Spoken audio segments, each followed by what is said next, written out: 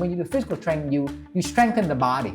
But when do you have the opportunity to strengthen the mind? We don't think about that. That will give you ability to overcome the different challenge, whether that's break up in a relationship, whether that's get a layoff from your job, whether that's overcome to restart again after you start coming and everything's falling apart.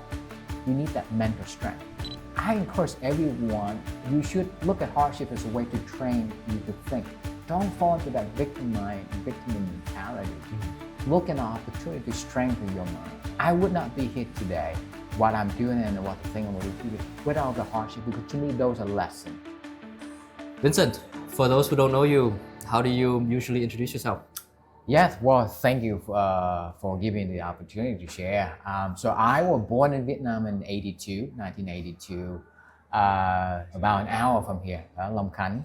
And I remember when one day my mom, I was in first grade at the time, my mom decided to pull me out of class, not telling me anything, where we're going.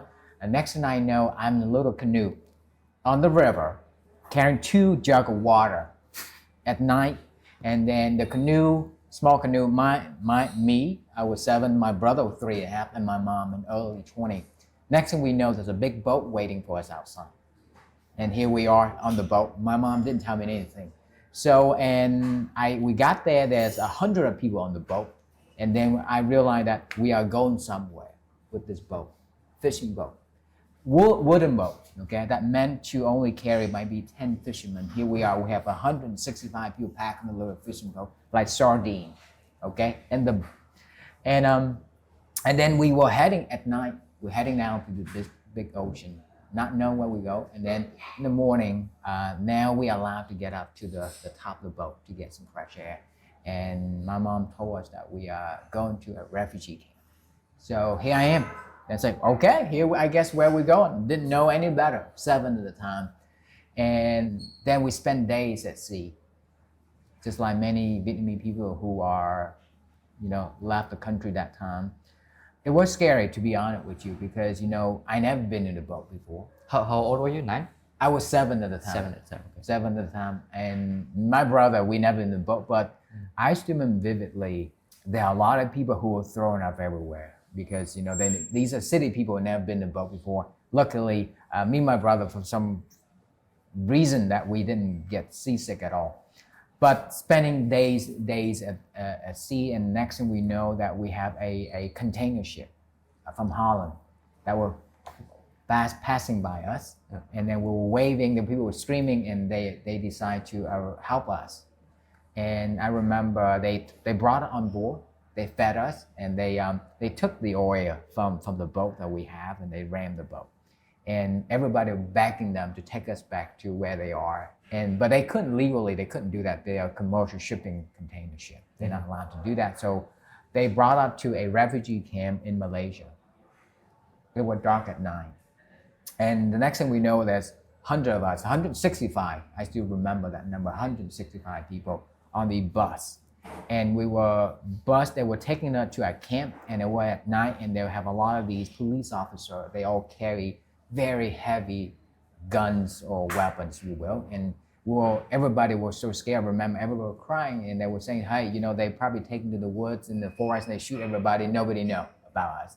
But luckily, I didn't do that. They took to the camp, and the camp was full already. It's a lot of Vietnamese people who arrived at the same time. They fed us. I still remember they gave a bag of rice and some fish in there. And they say the next morning, I say, you know what, you guys can't stay here. You gotta take on another boat. So we got the camp full, and then we took another boat. They gave us a boat, and we keep on going. And I don't know the exact time, and then we arrived at the camp now this time belonged to Indonesia. We stayed there. It's called Galan Island, so that we ended up staying there. So that's where I spent about 6 years of my life there. Oh, wow. Spent 6 years there from so you went to school there? Not so much school. So speaking school is interesting. During that time in refugee camp, I spent 6 years, 1990 to 1996. I didn't go to school. The only thing that I did was study math. My mom paid some money. So to somebody to teach me math, that's the only thing I learned there, math. I remember walk to school every day for miles and miles. Every Wednesday, they have a little center that when you come in, basically they'll hand out food and canned food and rice and bean, whatever. That's every Wednesday I remember. And for me as a child, as a kid, 7 years old, I look forward to that. That's something exciting. I can go and meet my friends, and we will wait in line. So that was the moment every week that I look forward to. Long story short, 1990 to 1996, finally they shut down the camp because the United Nations at that point, they didn't want to fund anymore, because otherwise people have been escaping for the last 10 years, since early 80s. So they shut down the camp in 1996. We went back to Vietnam. So I stayed in Vietnam between 1990 to 1996.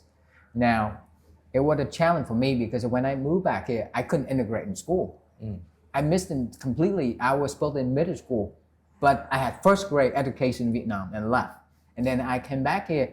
I would struggle to fit in, to be honest with you, because first of all, I couldn't adapt or integrate into the people who were my age at that point, 13 years old at that time. It was difficult for me. And then next thing I know, as soon as I was trying to adapt, and next in 1998, I immigrated to the US. And now I have to readapt again. So my entire academic career, if you want, or I missed out the entire middle school. When I moved to the US, we moved to a small city, very small in the Midwest called Sioux City, Iowa. It's very farm country. It's not a whole lot there. But yeah, it was difficult for me. Now I have to learn to adapt again. So now I have to adapt to the new culture. I have to learn English, ESLs, a second language. So I spent it. Walk us through that move to US. How did that came about, and why that place in Iowa? Yeah, so it's a funny thing that part of the agreement that they asked my mom to do is my mom have to volunteer. They're going to shut down the camp, and they say anybody who voluntarily to go back to Vietnam, will give you a second opportunity to do an interview as refugee, and my mom did that. The funny thing is that I didn't share that there are 3 people in my mom's family: her older brother, my mom, and her younger sister. They left different time. They are not the same refugee camp. It's crazy. Wow. And her older brother, he only stayed in the camp for 2 years, and then they gave him the approval, if you will, and then he left to the U.S. first, but he moved to Iowa first. Okay, my mom would be the second. The reason why we go there because her brother was there. That's why we go to Iowa. Now the funny thing is, my mom's younger sister, which is my aunt, she decided to stay the last minute. And at the end of the day, she passed that time frame that she need to go back. And basically, she stayed back. Finally, they closed the camp, but she moved back to Vietnam. She still lives in Vietnam. So that's why we moved to Iowa, because my uncle was there. Going back, early, a funny thing that when I immigrated to the US, I have to adapt again. English was different for me. I have to learn English. Learning English nowadays a lot easier than this is 25, 27 years ago when I first got here. I have a giant book, dictionary. I remember I have to, it was difficult by no means. Speaking my name a little bit, my full Vietnamese name is Vũ Quang Thông. Vũ Quang Thông, okay? Thông is a beautiful name in Vietnamese. But when you go to the US, it means different thing. So I will be making fun a lot of my name when I even go to high school in the US. There were moments that now in retrospect, I'm happy that I still be able to speak Vietnamese fluently. Even though I live in the US, I can't write anything, no writing in Vietnamese, but I can speak it. But that moment in my early day in the US, people making fun of my name. Thong is basically, it's woman underwear. It's making fun of that. And that moment, that day that I come home from school, the funny thing, the people making fun of my name the most are the Vietnamese people, not the American people. Really? Yes. The Vietnamese people who arrived before me. That's something that I find that, and we talk about not being supportive of each other. That's something about Vietnamese people that I didn't like. Rather than be supported, they alienate me. They're saying, hey, this guy, the term they use is fop or fresh off the boat. Because now I don't speak English, I speak a lot of Vietnamese. But that was the moment when I come home from school and I say, man, I wish I were born in the States. Then I wouldn't encounter this problem. You can look at it as a way of bullying. You want to look at that. But now, I'm so happy that I wasn't born in the States because I still retain my heritage as Vietnamese. Even though I was trained and educated, I spent more time, I spent 27 years living in the US, but I still, for me, when I decided to come back here, this is my root, man. This is my home. Yellow skin, red blood, Vietnamese, máu đỏ da vàng is something that I'm always carry with me. And I'm proud to show that. And that's why I'm coming back here after 27 years. By no means the decision to come back has been difficult. It wasn't easy. But to me, it is something bigger, be able to come back here, reconnect with my heritage again. But I want my kid to back here. I brought my kid back here last year for the first time. Both my kids born in the States and be able to show them this is your home, this is your root, man. This is where you're coming from. So that was my story. So in the US, went to high school there. Every summer in the US, I go to summer school because I need to catch up from English, to catch up I missed the entire middle school. I remember my first job, I worked at the farm in the US. Iowa, I don't know if you've been in the US, Iowa is a farm country, farm state in the middle of the US, nothing except corn. You can see corn for miles and miles. And my first job in my life, I worked at the farm. And after that first summer, so every morning is through a high school program. So the bus will pick us up at 5 o'clock in the morning. They take us to this farm, which is acre and acre farm and corn. That's Iowa known for. And then we were split into different groups. Every group, the team leader, and you would go down this corn, probably, I remember taller than me, a little bit taller, and we were tasked to pick up, they called it a tassel. You pull that off to stimulate the growth, and you do that. And in the morning it's cold, and by noon, my gosh, the corn leaf, it will cut you up, and it's hot, it burned. It was brutal for me. And I told myself, Vincent, you're going to learn English, you're going to go to college, because this is not you here to do this. So that was my first experience, my first job in my career. I make, I don't know, $200-300 for 2 weeks. That was a lot of money back then. But for me, it taught me a bigger lesson of hard work. And so did that. I went to high school, and then I go back to high school. I always want to study business. You know why? Because my mom is a street vendor. So I've been watching her, even though when we lived in a refugee camp, my mom learned a skill set, làm bánh bao, and then I sell them at night. My mom would make them the day. At night, we have a little cart, just like the little cart you see in the street. Yes. That's what I do. I sell them at night. So watching my mom all this year, just like many Vietnamese women, when I see a lot of Vietnamese women, when I come back to Vietnam, I see whether they sell bún or it reminds me a lot of my mom used to do it. Growing up watching my mom that's really at the beginning of my dabble into entrepreneurship. So long story short, right after college, I graduated from college in 2001. Now I only been in the States for 3 years. I only want to study business, but my English was not in the business. It's not at the business level. So I put that dream back. I went on and studied architecture. My father's a mechanic. My father is a mechanic. He fixed bikes, My brother's a good mechanic. For me, for some reason, that didn't attract me. So I couldn't fix a bike. So I couldn't do any mechanic stuff. So I decided to get into architecture because I love the artistic, because architecture is to me is a marriage between art and science. The science, which is the structure, the mechanical, the electrical, to make the building functional, comfortable. But the artistic, which is the color, the expression, the texture, there's artistic side of it. So that's what drew me to architecture. And then even during high school, I had a job. I was what I call a drafter. So basically, I draw floor plan for houses for people as a part-time job to help me pay for my, earn the money so I can go out to the movie, buy my own clothes, helping, because my parents make very little money in the U.S. So yeah, I started architecture a little bit. I graduated in 2008 with a master's in architecture. And then after years of studying and getting to architecture, 2008, I don't know you guys, people remember, 2008, the financial crisis in the US, the housing crisis. So I got a job. I'm really excited after all these years. And then my first layoff came in 2009. 1 year in. Yes, 1 year in. After all these years, went through the camp, went to college, went to high school, went through this, and then it was a big disappointment for me. It was really that was, to me, that was my biggest setback in my life that I have to encounter with. And but hey, it is something that out of my control. It's the market, and I happened to study architecture. I was working some big multi-million-dollar project, and then one day the developers say, we cancel the projects, all that stuff. So the company had to let go a lot of people. But I was able to survive for 9 months before my first layoff. And after that, I went bounce off back and forth, start a few companies.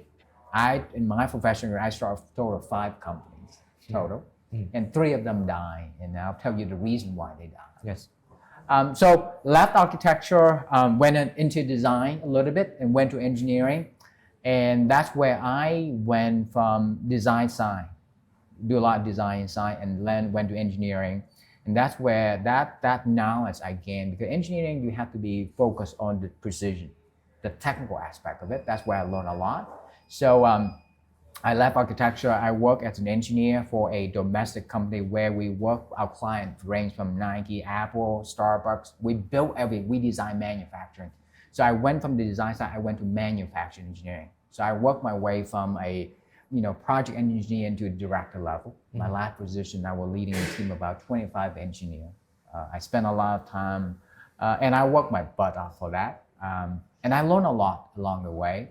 And when I got to the director level, I look around in my executive team. So I spend time between US, Mexico, Canada, and China. So we have operation. So I was leading about 25 engineers. My team responsible for develop the most cost-effective way to build a product to make sure we make money. So I focus on the manufacturing, the material, the quality, work with different suppliers. And that knowledge I never knew, but that knowledge helped me to build Kinis later on.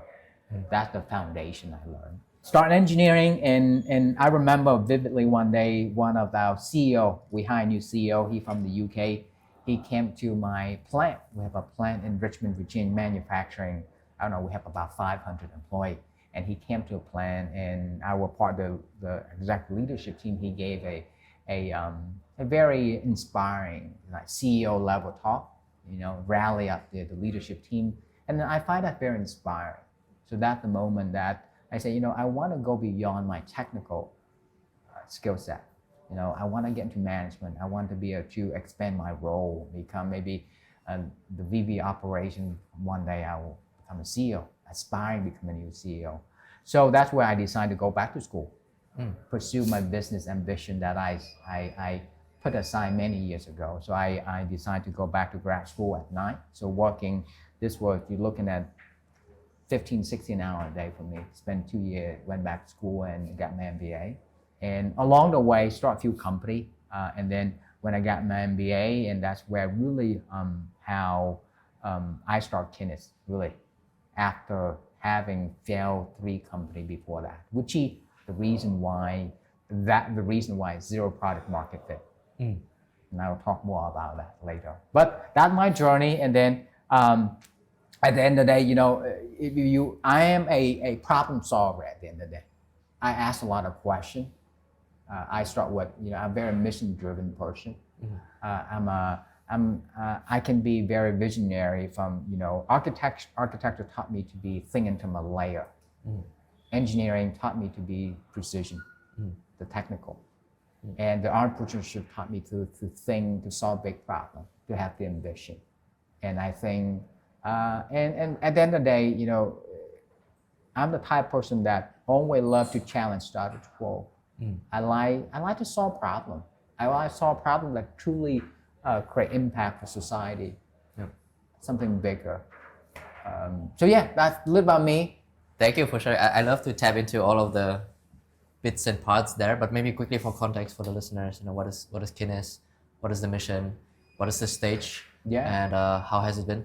Kinis AI, a pivot we did 3 years ago. Start from Kinis Barefoot. Why Kinis Barefoot? Well, going back to, when I was in school doing my pursue my MBA, I was still working at the same time as director of engineering, and my job is super stressful. So I got into running as a way to mitigate some of my stress. And when I got running, I hurt myself. I injured myself. When I injured myself, one of my good friends told me, you should check out the book Born to Run. The Born to Run, which is back in 2010, they talk about this author, Chris McDougall, wrote about these people in Mexico. They call the Tara Muhara. So these indigenous people live in a very remote region in Mexico where they can run for 50 plus miles with almost a sandal. And I read that book. I said, that blew my mind. And here I am. I have $200 pair of Nike running shoes, and I could not run 2 miles indoor. Okay, I say, there's something wrong here. And I read that book. When I read that book, that inspired me. It brought me back to my 6th year at the refugee camp, which I didn't have home, or I didn't have any shoe. I was barefoot most of my time, and I played soccer all the time without shoe. And then here I am in the U.S. with an expensive shoe, and my feet are kind of falling apart. So that really, that gave me and all the solution when I go to the store and everyone say, oh, you need this orthotic, you need this. And I say, no, I don't need that. And for me, being a hard-headed person, and I decided to do a lot of research into it. I dive deep in science. That's where I study about foot anatomy, biomechanics. I read a lot of books. I talked with a lot of folks. After all the research, I came to the conclusion, the reason why my feet falling apart, because the shoe. The shoe actually hinder my feet ability to move naturally. So that when I decided to start a company, a shoe business, Kinis Barefoot. Yeah. And now I don't know anything about shoes, so I bought a lot of books about shoe design, shoe manufacturing. And the beauty for me at that time that I have to give is leveraging my background in architect, I know how to design. Leveraging my background as a director of engineering, I know how manufacture works. So I knew the basic principle behind manufacturing. So I leveraged that. And then the other piece is the shoe specifically, I need to learn a lot of that. And that's where I started to call a lot of people. I bought book, I watched YouTube video, and that's how I start. So the premise behind Kinis Barefoot was the idea that design shoes that promote natural movement, back to the basic. Our slogan at the time, a stronger body start with stronger feet, because the feet are the foundation that affect the whole change of the body. So we started that company, and at the beginning it was just one of my projects for my design thinking class, okay? And then that evolved into, because it's a problem. So I applied design thinking by customer discoveries, the whole process, and then that eventually turned into a business. So we launched that company in 2018, raising money with some local investor, quit my job, which is scary, and then went to China. I built out the business. My gosh, long story when I traveled to China. I basically, from Shanghai, I meet every single supplier. From Shanghai to Yiwu, to Dongwon, to Shenzhen, every single supplier I meet. I didn't have money to hire anybody. So I leveraged what I do. I still remember I will create multiple email accounts with different titles. When people ask me, when you go in China business, nobody want to make a one-off prototype. You come up with a 10,000 pair order. That's what the kind of business. But for me, I didn't have any of that. I didn't have any team, so I have to create this team, that imaginary team that's 8 or 10 people, what we're trying to do. Now, the other challenge that we have to say that people either make shoe or sock. What we're trying to do is something in between. So that's even more challenging. So yeah, long story short, starting that, and then basically. Just by the way, it reminds me a lot of Phil Knight's Shoe Dog. Shoe Dog. If you I read that book when he went to Tokyo and he met all the people. That's exactly what I did. Before I left for China, basically I was calling in the US. I was calling every single sock supplier. It took me 3 months, and finally in the US where I live about 2 hours south of Washington D.C. And then North Carolina, South Carolina used to be a textile region in the US before everything moved to the textile produced there in the US before everything moved to China. So I call a lot of sock supply there. I called him 3 months, finally one guy picked up. His name is Brian Mayo, company called Mayo Knitting. I told Brian, I need to help you to make a sock. And I explained to him what I'm trying to do. I went to art and craft store. I make this low resolution prototype of what this is supposed to look like. I described him. He said, Vincent, I have no idea what you're talking about. You come down, you pay me $300, $500, I'll make you a prototype socks. And that's where I learned about different yarn, different sock. I leveraged the supplier to teach me. I know enough to ask the question. So, and then he make me a bunch of socks. Oh my God, it's a long story. Then I end up buying a machine, put in my garage. It's a printing machine that I can apply the rubber coating. So this is me solve the problem. Before I went to China, I bought a printing machine. I flew to San Diego, meet this company. They make the machine that used to make for printing. You print logo on the shirt. And I say, what if we change the frame that I can, instead of the square rectangle, if we can design something that look like shape of the shoe, I can roll the sock into that and we apply the coating, which is rubber coating. At that point, it's an experimentation. I don't know what I don't know. But that way I spent $20,000, bought the machine, custom made, installed in my garage. I bought the socks from Brian Nail Knitting Company. We brand, and I will figure out how many units I can produce in my garage. I did that in my garage. I have an air compressor set up. I ran that. Every time I make a pair, I run to the gym. I give to the trainer to try. I did that for 3 months. I learned a lot. I have to call a rubber company, testing different material, testing different socks. It taught me so much about that. And one thing, and after 3 months of failing, and I decided, this is not going to work, I ended up selling the machine back for $12,000. So I lost $8,000. Oh. I took that money, I raised some money from a local angel investor here, invest $50,000 for the company. Took that money, went to China. Before I went to China, I found a material. Honeywell is an American company. They make a lot of different products. They have a division called the High Performance Material Division. And research, I found a product called Spectra. Spectra is a material that they make that mainly used in military application. Because the first product we are making is a barefoot sock. It's a hybrid between shoe and sock. But you cannot use polyester outside because it's not going to last. So we need something that lasts longer. So before I left, I went, and luckily Honeywell have a plant, which is about 40 minutes from my house. I went down and met with plant manager. I said, hey, you have this material called Spectra. Spectra is 15 times stronger than steel, pound for pound. So you think Kevlar, Spectra is even stronger. They used to make a bullet vest for police officers to show how strong the material. So I told them, and next thing I know, I flew to Shanghai. I met with Honeywell team in Shanghai. Went there, 3,000 employees there. They assigned me the engineer. I worked the engineer, and then they make material for us. Then I found another sock supplier in Yiwu. I called them, I explained them what to do. I say, we have no idea, send the material. I was in school, finish my MBA, work full-time as direct engineer, trying to get this off the ground running. So I would sleep with my phone next to me at night. Because the trial are different, so I have to work. So long and short, it was a journey for me. It took me a while when working Yiwu. There's a sock supplier, there's rubber supplier, there's package supplier. In Shenzhen we work, in Guangdong, in Dongguan, where's the main supplier. So I visit every single one of them. I got lost many times when I'm in China. I get mugged by the taxi when I was in Shanghai. My phone being held hostage because I left my phone in the taxi. The taxi driver don't want to give it back. He want me to give him money. So long story short, but I have some great, along the way, I have some great people, and we still work on them today. Some of the supply that I built back in 2018, 19. What was the moment, very fascinating, what was the moment when you felt this is working? Was your conviction always very high from the beginning, or was there a lot of doubt? Well, you always have doubt, because you do something new, haven't done before, so the doubt is always there. But I think the conviction for me at the end of the day, the product helped me personally.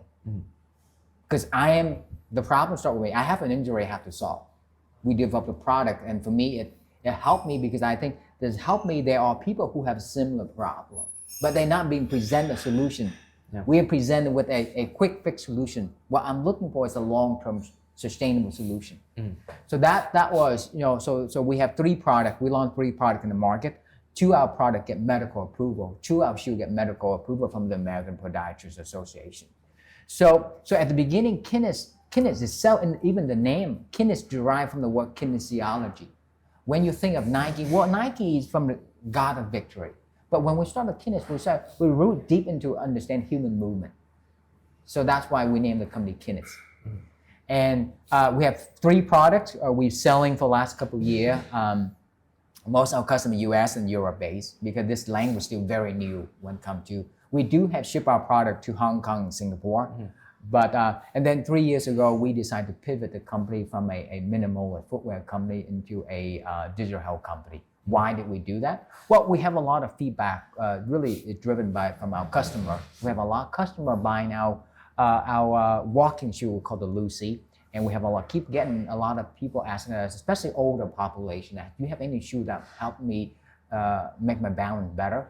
And I keep getting it. And one day at lunch, I decided, let me look into that and wear it. And then I started taking the research, and then I learned that, my God, falling is the leading cause of death among the elderly in the U.S. The U.S. spends $80 billion every year.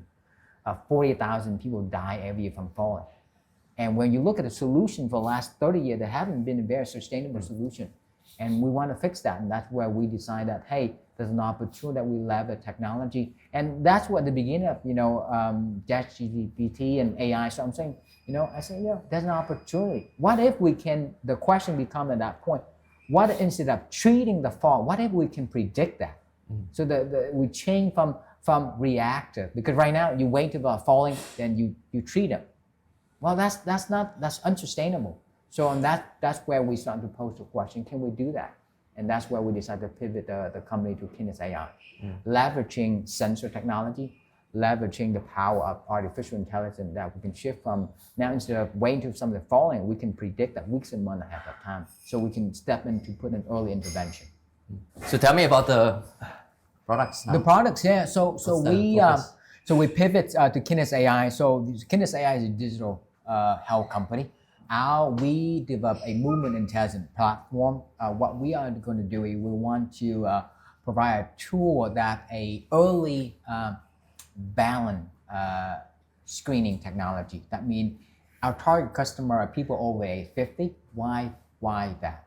Well, all the research we're looking at balance, our balance decline after age 50. And every year after that, as your balance declining, your fall is going up. So what we want to do would be shifting instead of waiting until you fall, which is currently the way we wait till somebody experience the fall. You go to surgery and you go to PT, you fix a balance. Well, that's a very, very backward thinking. We want to shift that. We want to make sure balance accessible. So by doing so, we position our product as early screening technology. So that means next time you go to your primary care doctor, your physical therapist, maybe your gym, our tool, within 5 minutes, we have a tool that we've been developed for the last 2 years that we can give you a very comprehensive clinical quality balance assessment. By doing so, we can identify your balance deficiency, and then the next step, what we're going to do, we're going to help prescribe the type of exercise that you can do, whether in the clinic and at home, and then we can improve your balance before you wait too late. So that's one product. The second product we have is we call the Kinis Step. It's a gait analysis tool. That's a smart ankle band you wear around your ankle. Why your ankle? Well, all the research we're looking at, most of your wearable devices you wear on your wrist, your ring, that give you just an upper body analytic, but where lower body, there's a lot of there's a lot unknown, and the Kinis Step designed to do that. It can give you a comprehensive gait analysis. So Kinis Step will give you a gait score. The Balance Pro will give you a balance score. We are the first company that really married the 2 data sets together and give you a movement score. With a movement score, what we can do, we can predict your fall risk weeks and months ahead of time. The other thing that we're looking to a movement age. You might hear people, I walk like I'm 85 years old, or I walk like I'm 45, but I move like I'm 35. The movement age is the next level that we're developing, that we can tell people, hey, if you are 65, chronological year, you are 65, but you move like 45. We can quantify that. So that's the future development of us as a company. The other thing that we're doing is that within our movement intelligence platform, we are bridging the gap between clinic and home. We call the closed loop system the hybrid care model. Because the challenge that we see in the market that, you go to clinic, you spend time with your clinician, your doctor, but really the improvement actually at home. But our platform allows that bridge between clinic and home. the exercise designed to do at home. But now you have whether the patient have access, they have the patient portal, connect the clinician portal, the data flow seamlessly between the two. Amazing. I'd love to learn more about like your life and thinking as well. Yeah. You walked us through your life. There seems to be a lot of challenges, hardship, things you overcame, farm, camp, learning English, starting over, no middle school. Thinking back, what do you think was the hardest of it all? The hardest is always really the mindset, to be honest with you. Because we human, we tend to have the tendency that we are trained, we are wired to run away from problem. Because human. Yeah. Go back to the early, you look at it, we are hunter-gatherer. We try to protect ourselves by run away from any dangers around us. But I think for me, growing up didn't have a whole lot. For me, when I arrived in the US, to me, people are dying, Still, people are trying to, if I were given an opportunity, I want to be to push myself how far I can go. The hardship taught me a lesson. It's really, for me, looking back, I encourage everyone, you should look at hardship as a way to train you to think, rather than to sit back and say, feel sorry for yourself. Don't fall into that victim mentality. Look at an opportunity to strengthen your mind, whether physically or mentally. For me, I would not be here today, what I'm doing and what the thing I'm going to do in the future, without the hardship, because to me, those are lessons that hit you. It's callous the mind. And one of the reasons why I always say, for me, I ask myself, you should always try to do something extremely different once a year. Set yourself. I ran a barefoot marathon. Barefoot marathon, and why would I do that? So let's take back, because that's really, we want to talk about the mindset. To me, it's really a mindset, the way just quick, barefoot marathon is on the streets. Yes, I'll talk about that. Yeah, it took me that street right there. I ran in Austin, Texas, 6.5 hours, and I tell you why I do that. So I started a shoe business because I have a foot injury. That led me to start a shoe company, not knowing anything about shoe. But I have a problem to solve. Let's go back. That's why I'm a problem solver. I always think myself problem solver. And then, after I regained strength, I decided to run a barefoot marathon. There are two ways. I want to prove that human body are designed to function this way. I want to prove that my feet are strong. I don't need all the shoes. I ran that the two purposes. The first thing I ran a marathon because I want to raise some money too for the Afghan refugee, because I'm a refugee myself. And the other thing I all want to really to take this opportunity to prove myself. Yeah. Do I have what it takes? Can I go beyond the physical pain? Can I take that, as an opportunity to callous my mind? We think about, I do a lot of physical training. When you do physical training, you strengthen the body. Yes. But when do you have the opportunity to strengthen the mind? We don't think about that because you need that. That's where that will give you your ability to overcome the different challenge, whether that break up in a relationship, whether that get a layoff from your job, whether that overcome to restart again after you start coming and everything's falling apart. You need that mental strength. And for me, it took me 6.5 hours to finish that. At some point, for me, when you think marathon, and by the way, for me, the longest distance I ever ran was 5 kilometers. When I told my friend, I say, one of my friends, he's a running coach. So for me, I'm also an athlete. I do a lot of Spartan race, after court racing.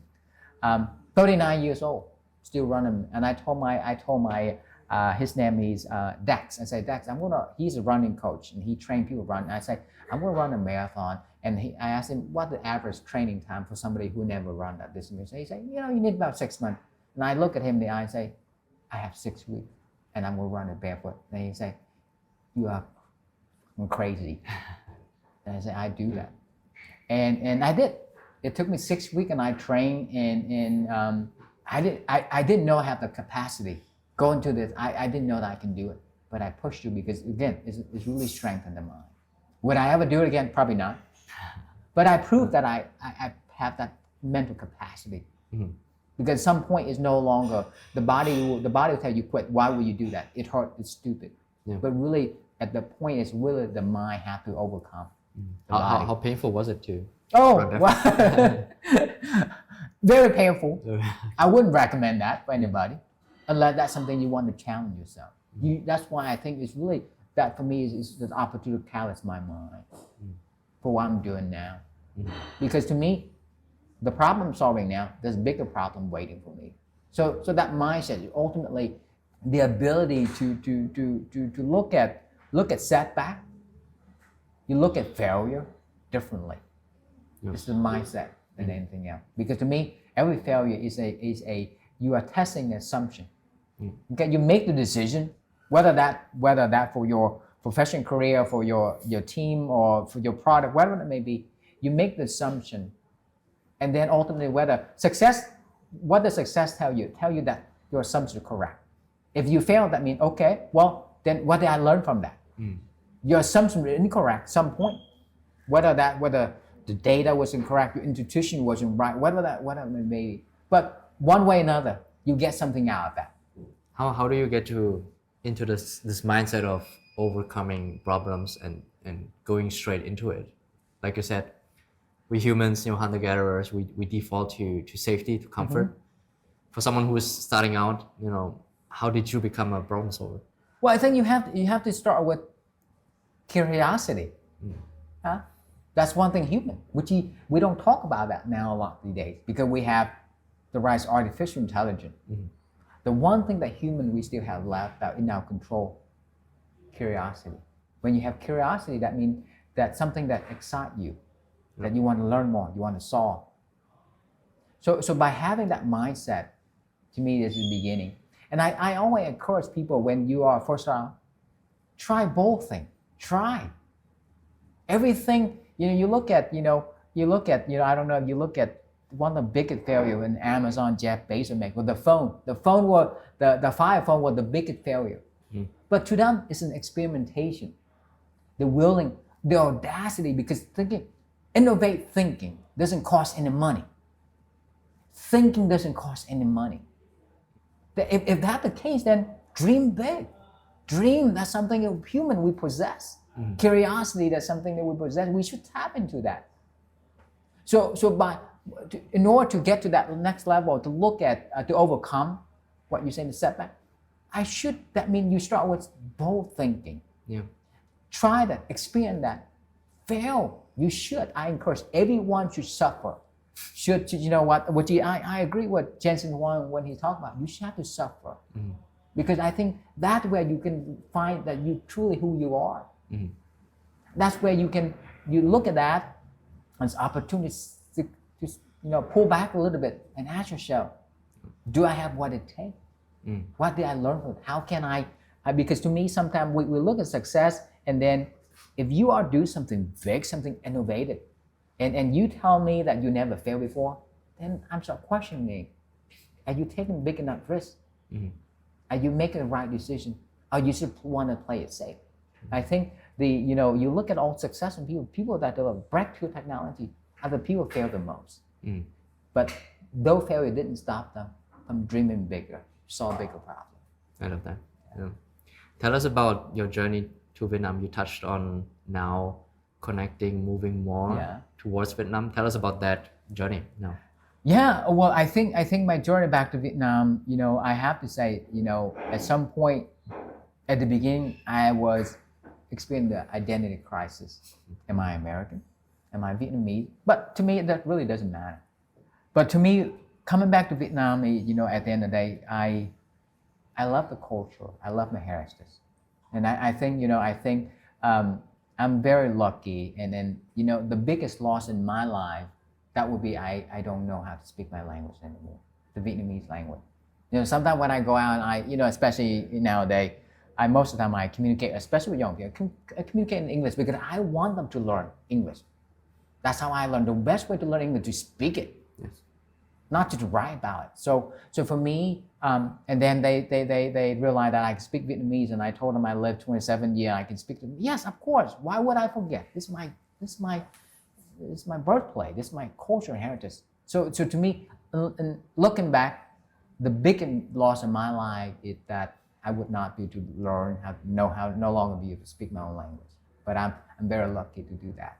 So coming back here to me personally, for me, I want to give back. And what does it mean come back? You still live in the US, right? But you plan to set up a team here. You have a team here. Yes, I do. I do have a team here, so I'm very happy.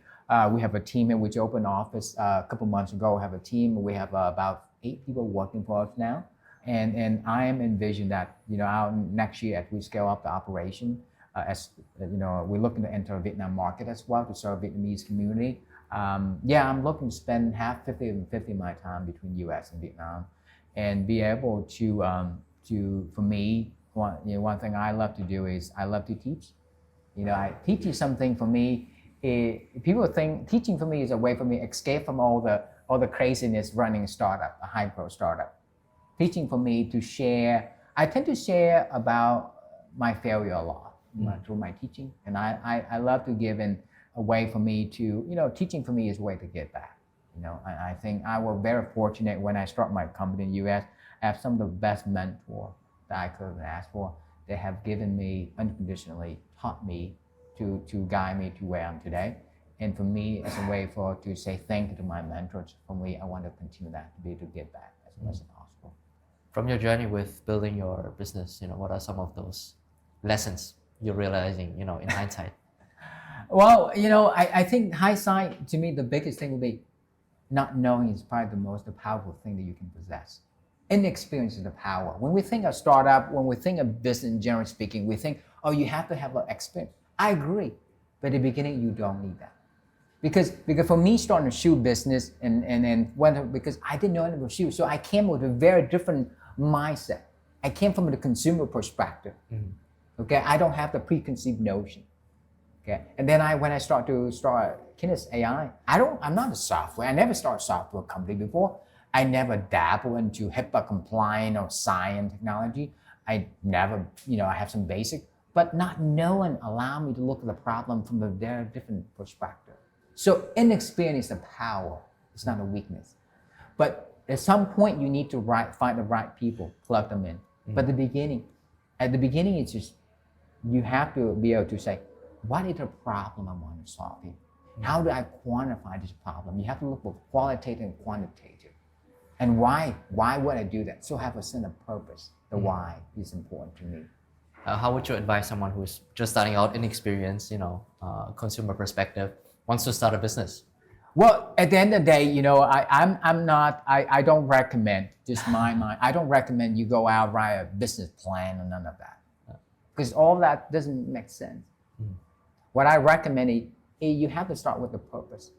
Why you do what you do. Start with why. Simon said it. Start with the why first. Yeah. When you have to know the why, then you feel the what, the how, and the when. But you have to start why. Something you have to really, truly passionate about. Something, I always start with the purpose. You don't need the experience. You don't need that in the beginning. If you truly have something that truly means to you, that you are willing to invest time, don't do it for the money. Don't start a company because you want to make a lot of money. I will tell you that. You can start 10 years starting a company and not make any money. So that's why the purpose, the why. Because at some point, you encounter so many problems, whether product failure, whether market, zero product market fit, whether that not be to raise money, whether that you have problem with your co-founder, whatever it may be. They will happen. It will happen. If you start a company, everything goes smooth, I'm questioning that. Are you doing something bold enough, innovative enough? But I think my recommendation, your why, your purpose have to be bigger than your problem. Because these problems will happen along the way. You're part of your journey. If some point you encounter a problem and you ask your why is not big enough, you're not going to be able to overcome the problems. Yeah. That's where you quit. Persistent, persevering, patient, purpose. Those are the things you should take into consideration. And curiosity. Yeah. You gotta love what you do. Because it'll take years and years. And you have to be willing to sacrifice for what. And that's why it's all come down to that purpose. For us, we're a very mission-driven company. Yeah. And I think that Cindy, you have a very mission-driven with what you do with the overseas community. And that's why we want to align the work that I do, whether from the partnership perspective or the people I want to align people with the mission. my purpose. What has building Kinis taught you about yourself? A lot. Well, no, I'm a man with many flaws. Ego is big, and that need to change. And as I learn to step in my new role, I learned that sometimes I can be, going back to my engineer, I can be get hand-on on everything. I need to be able to learn how to delegate, trust people more. That's something I've learned. I have high temper. I demand a lot because you need to. If you're not the first, you have to be the best.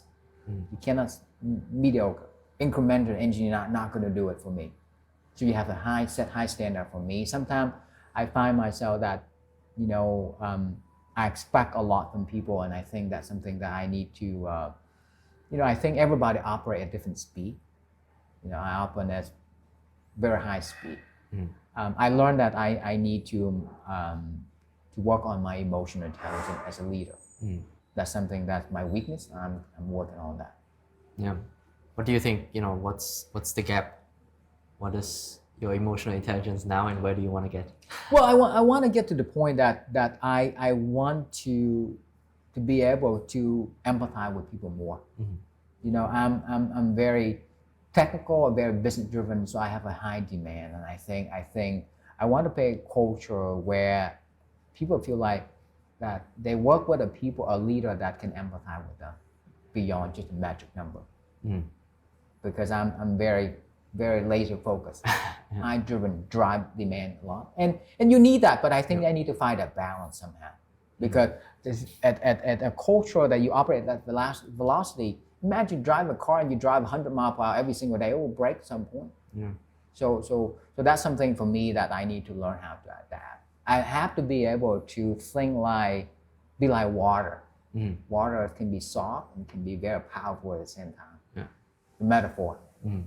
Water can cut to rock, but it can be very soft and relaxing. So find that balance. I think where to be soft, where to be hard. And I think right now I'm still navigating, learning to do that. I resonate with that a lot, actually. I think I'm also at a similar stage where in the beginning it's very brute force. You need to make a vision reality, so you need to move fast. Drive. You need to be very persistent. And at some point, once you scale, you move also into more a people manager, right? And you have more moving parts, and your role actually shifts to not just executing, but also managing, right? And it's very similar to me. So I'm actually also adjusting from more a operator to actually now, moving perhaps one level up and having that human layer as well. And it's important. Yeah. And I think that at we in the leadership perspective, and I think we have to create an environment that, I think empathize with people, because I think if we drive just metric and this high velocities, it will create burnout for you as a leader, and also can create a very toxic environment.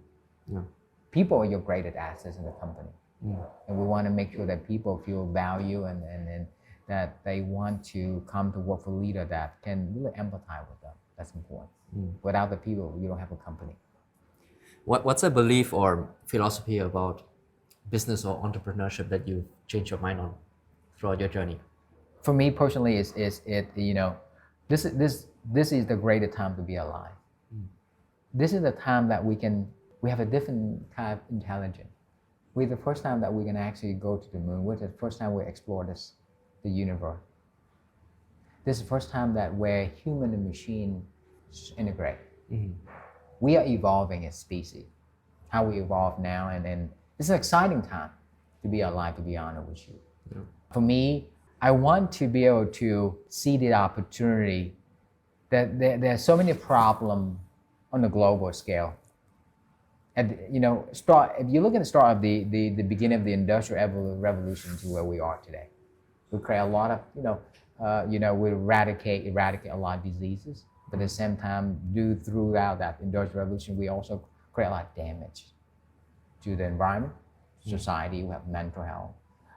We have a lot of chronic diseases. But I think for the first time, for me personally, what the industry we're in, we like to call the medicine 3.0. It's not about treating, it's about prevention. The technology to me is an enabler for us to get there. And I think it's an exciting time. Yeah. For me, the biggest thing is just stay hungry, stay curious. You mentioned off camera as well that it's a great time to be Vietnamese and to be closer to Vietnam as well. Can you elaborate on that a little bit? Yeah, I mean, like I say, this is my home. This I love Vietnamese food, the best food. And I love it, and that's something that I enjoy. I think Vietnam, when I look at what happening you look at it from the macroeconomic perspective, present a lot of opportunity. Yes, it might not have the most robust system. Yes, it might not have all the infrastructure like many other countries. But at the same time, it presents a lot of opportunities for people who come back here to solve the problem. For us, 6 months ago, we didn't think that we'll enter the market, but now, in 3 months from now, we enter the market. We sort of create a solution. Because when we look at, we have 100 million people, we have an aging society, we have an undeveloped healthcare system. So there's a need for us to go because we cannot continue to build hospitals. It's insufficient, okay? So technology is where the enabler that will make these tools accessible for people, serve more people at an affordable price. So for us, that is present a challenge, but we look at it as an opportunity for us. And I think if we hope that with the work that we do at Kinis AI, hope to inspire many other companies can do the same thing. So if you are thinking about starting up a digital health company, you're not sure what to do, come, talk to me. We're happy to share with you. I want us to think big. That's the thing that I want to come to Vietnam. When I look at startup ecosystem, we got to think global. Start local, but think global. And how we're going to do that. And we'll, if you're not sure on what to do, reach out to us. We'll share with you. I'll share with you everything. I want to share with you. If you want to enter the US market, I'll share with you what HIPAA compliant look like. What are the infrastructure you need to put in place? Because that is difficult, very extreme. We spend tremendous amount of resources to set up infrastructure. That's why we can run pilot in both in the US and Vietnam at the same time. I love it. We there's this core message that I'm actually personally taking away from this conversation is run towards problems. And Vietnam is exactly that. There's problems, but problem is a problem, but also a opportunity. And if you see it from that lens, and you are able to solve it, and you're able to embrace it with curiosity, that's where a lot of opportunity lies. Correct. Problem, you get to go back to switch the mindset. When you flip that mindset, every problem becomes opportunity. The bigger the problem, the more opportunity, the more exciting to think novel idea, to challenge status quo. Ask the question. I say, ask the most basic why. Why it has to be done this way? It has another way of looking at it. So there's just a couple of things I share in my business class. I say, if you want to start a company, there's a couple of things you need to do. You need to know your customer, okay? You need to be able to do a very comprehensive research, quantify, qualitative and quantitative, who your customer, what their pain point. You need to know competition, you need to know your market. If you do a good job of those three things, now you can start a company. We have the tendency, going back to my early failure, I failed 3 companies, and then looking back, I start a company because I didn't know my customer. There's zero product market fit. If anybody nowadays, when I teach business, I say, if you start a company and you fail, and if you fail because there's zero product, or when somebody says zero product, I mean, you don't know your customer enough. You don't know your market. You don't know your competition. You need to know. So those are the things that I always ask people, don't worry about solution. Fall in love with the problem. I say that, fall in love with the problem. Because that's when you need to spend your time. I don't care about solution. I want to know about your problem. And how can you quantify to me that's a real problem, not something that you and your team think of. But show it to me that this is a true problem. This is the pain point. There are 2 ways you can create painkiller or you can create vitamin. I go for the painkiller. People can live without vitamin, but people cannot live without painkiller. Go for the big problem. This reminds me of something I also say. It's fall in love with the game. It's not fall in love with the problem. It's a bit different, but it's I have a small run club, and we are going to run a marathon as well. Oh, fantastic! I'm a good runner. I've ran all my life because I played soccer in Germany when I grew up there. Oh, fantastic! But I run with Vietnamese people, and they not so used to running in Vietnam, and so I actually train them. And it gets very hard in the last kilometers. Yeah. And I always tell them, it's never going to, you're never going to not suffer. That's how running is. It's basically suffering. Yeah. And it's boring and it's running is tiresome. difficult. I tell you, running is difficult. And I just tell them the only way there is to fall in love with it. Yes. Flip it. Don't see this as suffering. See this as the end of itself. Oh, I love that. I love that the game. analogy. I love that analogy because to me, the last few miles were the most exciting thing. But the hardest as well. The hardest, but it's exciting. So if you change the mindset of trying to avoid that, say, look forward to the last few miles because really that's truly where the exciting part happening. Yeah, and I think it applies to the problem approach that you shared. That there's a problem. We always see problems as negatives, right?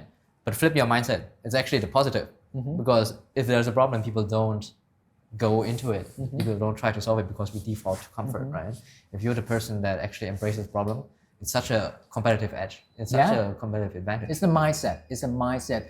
That mindset you can apply to whether your professional career and your personal life. Yeah.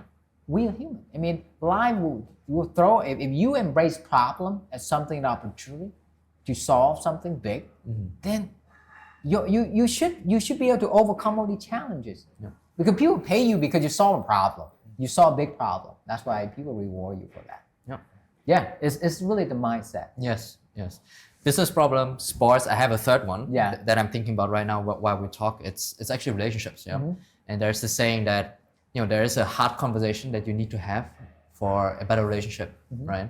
And it's a similar thing where we often run away from hard conversations that actually have to be made, right? And it goes back to this point of we always avoid problems, we always avoid suffering, we always avoid the hard things. It's the same with relationship and conversations, right? Often you should have the hard, transparent conversation. So that just ties back to this point again, and I think it's a great takeaway for this conversation. Because the problem, if you avoid the problem never go away. To be honest, it's always there. You can ignore, but it's always in the background. Yeah. And that problem, if you ignore long enough, when it comes to the point, if you're not solving, it gets to the point you're not going to solve it, and it no longer be able to solve it. In relationship, I have my own problem, my relationship. So my current girlfriend, we have problem. We talk, we look at it from the systematically. We're not afraid to have a tough conversation. But I think if we start avoiding that, we mask that feeling, well, it gets to the point that you can no longer fix a problem. Yeah. So now you have to be able to look each other in the eye and say, this is a problem, and now we're going to commit to solve this problem about this. And I think, and it train you and it's equip you with the same type of mindset when you solve problems. Don't avoid difficult conversation because to me, it's not going away. Yes. It's become uglier later on. I'd rather do it now and fix it. I love problem, but I always approach from a very solution mindset. And I told my team, when shit go wrong, sorry for the language, let's not point a finger. We need to reroute our mind. Let's solve the problem. Come up with a solution, and we deal with the problem later. And then we understand, do analysis. Why did we make that decision? And what did we learn from that decision that got here today? I love that. Thinking about long term, 10, 20 years from now, very far, what kind of impact do you want to have had? Okay, I'm going to break this down into two parts. Part number one, that we want to envision that for us as a company, the work that we do with Kinis AI, our mission is we want to make preventative care accessible. Yeah. Because we believe preventive care are a human right. Right now, preventive care it's only for a small group of people. You look at Vietnam, how many people have the money to preventive care? So for us as a company, a big mission, well, we want to, as a company, we want to get to the point that we want, with our technology, with the product we develop, we want to make preventive care accessible on a global scale. Yeah, that's the first thing. For me personally, I want to be able to inspire the next generation of thinker, problem solver that are mission driven. And on top of that, I want to be able to teach and give back as much as possible. 30 years, 40 years of knowledge, I want to give it all back. I don't want to take any of that with me. And I feel like, and if I can do that, that to me what success looks like. So the personal level and then the business level. Because I believe that preventive care is a human right. Right now, it's the way it works right now is for a small group of people. And we want to make that happen with what we do. Here's a difficult question for you before we wrap up. If you could go back, talk to your younger Vincent, younger self, just starting out, say 18 years old, what would you tell him? I would tell him that have fun, enjoy, take bold bet, start it sooner than later. The younger you start, first of all, you don't have the burden of family, of commitment. If you make a mistake, that's okay. That's what Steve Jobs and Steve Wozniak did. They didn't have anything to lose, but they have a mission. When Steve decided to go again, challenge IBM. So have fun, enjoy your life, enjoy your 18 years old life. Do what 18-year-old, but also have ambition. Start sooner. Look at problem to solve and start thinking systematically. Start to learn. Learning never stops. Learning, there's never too early to learn. Technology is a tool enabler. You don't need to go to college now. For us, for a company, we don't require college degree. So have fun, enjoy, but also start planning. It's okay to have fun, but it's not okay just continue to have fun, not planning. Start think big. Think big. Thinking big doesn't cost any money. Dream big, but start planning sooner than later. What are you most excited about now? Well, to me, excited now that we have a product that truly have profound impact in people's lives. Nothing makes me more excited than seeing our client, our patient say, "You really saved my life. I can spend more time with my family, my kid." That's what makes life meaningful. Yes, we as a business, we have to generate revenue, but there's something more than that. And we excited that soon that we can, we have different idea that how we're going to give back. What excites to me that when we have a team that I can deploy different, the team that go to remote region, whether that in Lao Cai, whether that in Cần small city, that we can have people access to our tool, serving the local people, serving people that right now not being served. What excites me that when the next time we launch a charity mission in South Africa, that we can serve the local people who don't have access to tool. We bring the technology to them. So that's what excites us. That's what drives us every single day. A man with a mission. I love that. It's that's life. That's what gives life meaningful. That's why I go back to purpose. I'm very fortunate. For me, when I look back for the last 27 years when I first arrived US, there are challenges, but at the end of the day, I was given the opportunity that many people are dreaming of. And I want to for me, be able to see this opportunity, be able to whether inspire to give back as much as possible. So Vincent, I enjoyed learning from you. Let's do this again once you've launched in Vietnam, and I would have a follow-up in 1-2 years or so. And ideally, Kinis and you have widely succeeded in Vietnam. How can people follow your work and connect with you? Yeah, so thank you, Wang, for the opportunity. I really enjoyed this. For me, it's really personal to me, and I think this is the first time I was given the opportunity to share my story and our journey, not just me, but our journey as a company and the work that my team is doing. For me, I want to share something that, yes, I may be the person to start, but where we go from me, how we success, there's a lot of people behind me that doing the work. So I want to give credit to those people, and these are talented Vietnamese people, hardworking every single day to make this mission possible. Yes, you guys can follow us on LinkedIn. I'm on LinkedIn, and we can Kinis AI. That's where you find us. But expect the next year is going to be everywhere. We look to save 100 million of Vietnamese people. This is the beginning for us, and really, that to me, when I think about that excites me. Awesome. Thank you so much, Vincent. Thank you so much. Pleasure, my friend. Thank you so much.